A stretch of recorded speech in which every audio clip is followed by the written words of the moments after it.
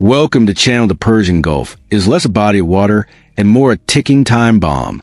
Recently, that timer came dangerously close to zero, beneath the choppy gray surface, in shallow, murky waters where sunlight barely reaches. Something was waiting, not a massive nuclear-powered relic from the Cold War, but something far smaller, harder to detect, and in many ways more dangerous. Moving across the surface was a USS Abraham Lincoln, a floating city of American steel and firepower worth billions of dollars. For a few terrifying minutes, warning indicators flashed on command screens in both Tehran and the Pentagon. Reports emerged of a torpedo lock-on, a moment where a single decision could have turned the Middle East into a blazing inferno. The world saw only a headline. The commanders on the bridge saw a potential catastrophe. This story isn't just about a near miss at sea. It's about why that moment of aggression backfired, and why panic spread inside Iran's leadership when they realized the prey they were stalking had been watching them the entire time. The Strait of Hormuz isn't just water. It is the most critical maritime choke point on Earth. Nearly 20% of the world's oil supply passes through this narrow corridor every single day.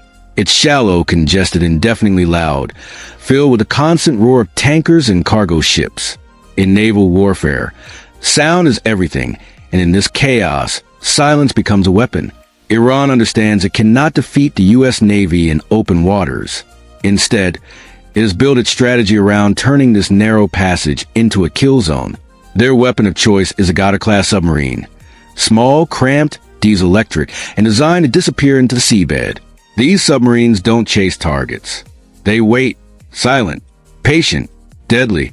That patience was tested when the USS Abraham Lincoln entered the strait. At 100,000 tons and powered by nuclear reactors, the carrier is a fortress at sea, carrying an air wing more powerful than the entire air forces of many nations. But even a fortress has vulnerabilities. In the Strait of Hormuz, massive ships are forced into predictable paths, moving slowly through narrow channels. It's like walking through a dark hallway, knowing someone might be waiting in the corner. Tensions have been rising for weeks. Intelligence suggested Iran was preparing a dramatic provocation to distract from economic collapse at home and project strength abroad. Then the moment arrived. Electronic warfare systems detected signals consistent with a firing solution. The Iranian submarine had calculated speed, distance, and trajectory. In military terms, this was a hostile act, the underwater equivalent of aiming a loaded weapon. The plan was likely psychological.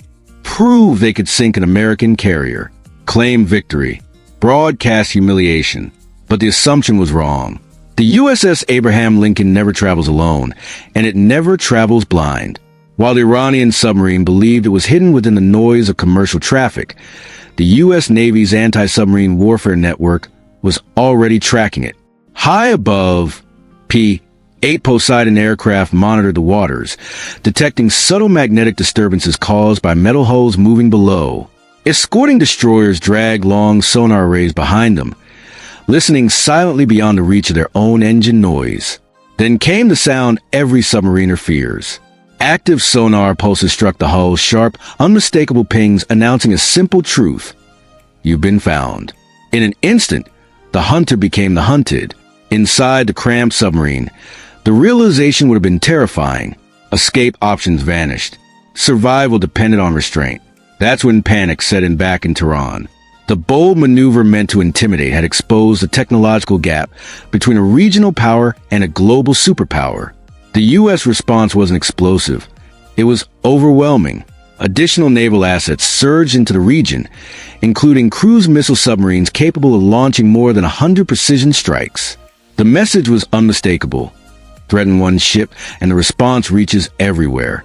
Iran's long-standing leverage, the threat of closing the Strait of Hormuz, suddenly looked like an act of self-destruction.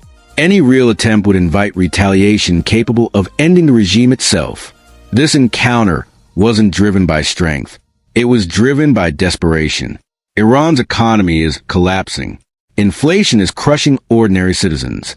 When authoritarian regimes face pressure at home, they often seek confrontation abroad. But the public is tired. Naval provocations don't fix empty wallets or failing infrastructure. The failed ambush wasn't just a tactical setback. It was a political embarrassment. State media rushed to release simulations and stage footage, claiming dominance over American forces. But the reality was visible to anyone who understood naval warfare. The U.S. fleet passed through the strait untouched, unchallenged, and reinforced. There's a historical shadow hanging over every decision. Iran's naval leadership hasn't forgotten 1988, when a single confrontation led to the destruction of half their fleet in one day. That memory still lingers. They want to appear strong, but they know that actually striking an American carrier wouldn't trigger negotiations. It would trigger annihilation. What happened in the Strait of Hormuz wasn't a battle. It was a warning, a reminder of how close the world can come to catastrophe without ever seeing a single explosion. This time, the timer stopped. Next time, it might not.